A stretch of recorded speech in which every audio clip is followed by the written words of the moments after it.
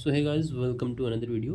And ये हमारा problem है valid sudoku LeetCode daily problem. ठीक है, तो इसमें हमें एक सुडोकू दिया गया है और हमें बताना है कि ये वैलिड है या फिर नहीं है। हमें इसको सॉल्व नहीं करना, हमें जस्ट ये बताना है कि इट्स वैलिड और नॉट।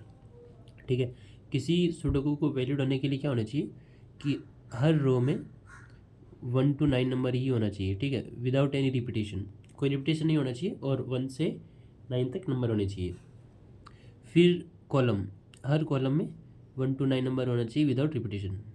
ठीक है, उसके बाद आता है ये जो 3x3 के बॉक्स स्क्वायर है, उस स्क्वायर में 1 to 9 नंबर ही होने चाहिए विदाउट एनी रिपीटेशन। ठीक है, अभी आप किसी भी बॉक्स में देख सकते हो, मैंने कॉलम बोल दिया क्या, सॉरी, 3x3 के जो बॉक्स या फिर स्क्वायर बोलता हूँ, उसमें 1 to 9 नंबर ही होने चाहिए विदाउट एनी रिपीटेशन। ठीक है, तो यहाँ पे हमें बॉक्स का भी देखना है कि 1 to 9 ही होना चाहिए।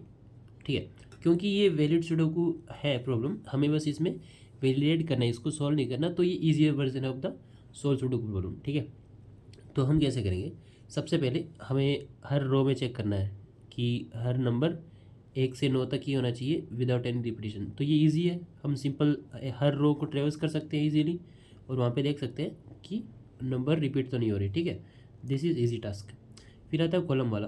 कॉलम में भी सेम, हम हर कॉलम को ट्रेवर्स कर सकते हैं।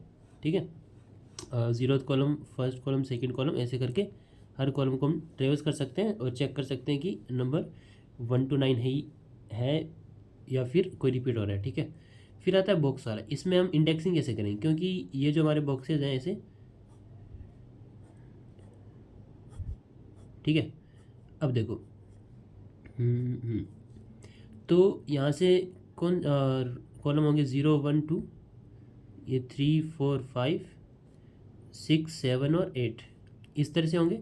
यहाँ पे रोज़ भी हमारी 1 2 सॉरी 0 1 2 3 4 5 6 7 और 8। ठीक है, अब हम ये कैसे आइडेंटिफाइड करेंगे कि ये हमारा फर्स्ट कॉलम है, ये सेकंड कॉलम है, ये थर्ड है, इस तरह से कुछ। ठीक है, तो क्योंकि ये 3x3 का है तो हम उसके हिसाब से इंडेक्सिंग कर देंगे इसको। तो मान लो कि हमारा यहाँ पे ये जो था सुडोकू है, ठीक है, इसमें हम इनको ऐसे इंडेक्सिंग कर सकते हैं, 0,0 0,1 0,2 1,0 1,1 1,2 2,0 2,1 और 2,2। ठीक है, अब ये कहाँ से आ रहे हैं, ठीक है, ये कहाँ से आ रहे हैं, I/3 और J/3, ये सिंपल वही है। ठीक है, I/3 और J/3, क्योंकि यहाँ पे 0 1 और 2 है, ये भी 0 1 और 2 है।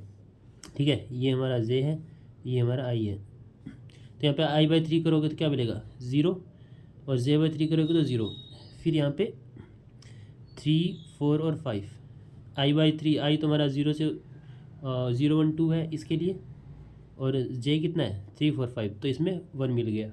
ठीक है, और फिर 6 7 8, इस केस में I हमारा तो 0 से 2 है और ये 6 to 8 है, तो इसमें 2 मिल गया। इस तरह से I/3 और J/3। बट हमें तो एक पर्टिकुलर की चाहिए, ये तो एक जस्ट पेयर है।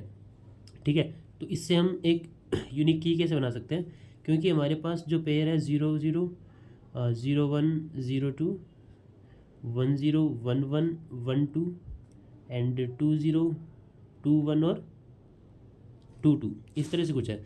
तो अगर हम I/3, हमारे पास क्या है, I/3 J/3 है। ठीक है, सो दिस मल्टीप्लाई बाई 3, हम अगर ये बना दें एक, तो ये हमें एक यूनिक की दे देगा। कैसे, तो फर्स्ट वाले को 3 से मल्टीप्लाई करके साथ वाले को ऐड करना है, तो ये तो 0 ही आएगा हमारा। ठीक है, ये क्या आ जाएगा, 1 आ जाएगा, ये आ जाएगा 2 आ जाएगा, ये कितना आ जाएगा, 3 आ जाएगा, ये आ जाएगा 4, ये आ जाएगा 5, ये कितना आ जाएगा 6, ये आ जाएगा 7, ये आ जाएगा 8।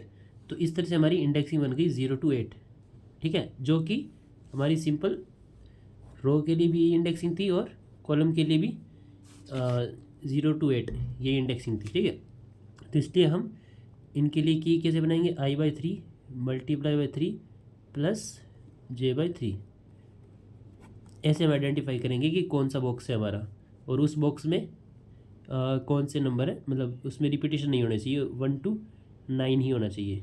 ठीक है, तो आई थिंक ये क्लियर हो गया होगा। बट अब हम सीधा कोड देख लेते हैं, ज़्यादा टाइम पास नहीं करते, ठीक है।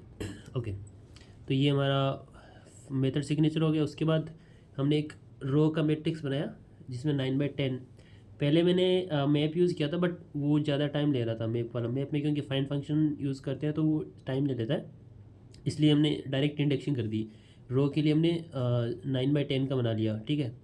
9/10 हमें क्या बताएगा कि यहाँ पे नंबर होंगे 0 1 2 अप टू 9 तक, और यहाँ पे इंडेक्सिंग 0 1 2 अप टू 8 तक, ठीक है। ये रो के लिए है।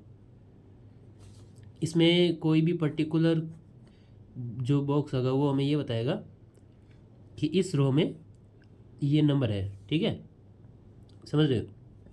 तो इसलिए रो ऑफ 9/10, कॉलम 9/10 और बॉक्स 9/10 बना लिए, और सबको स्टार्टिंग में फॉल्स कर दिया।